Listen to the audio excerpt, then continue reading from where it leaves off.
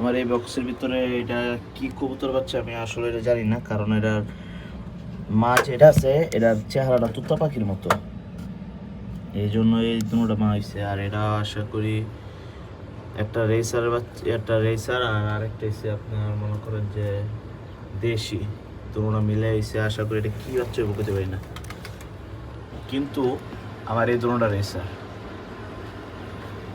মাশাআল্লাহ কি হেলদি বাচ্চা গেলি।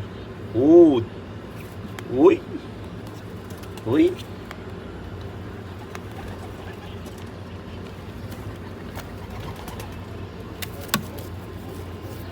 মাশাআল্লাহ বাচ্চাগুলো হেলদি, কোনো মশা টশা কামড় দেয় নাই, কোনো গোড়া ওড়ে না। আশা করি ভালো হইব।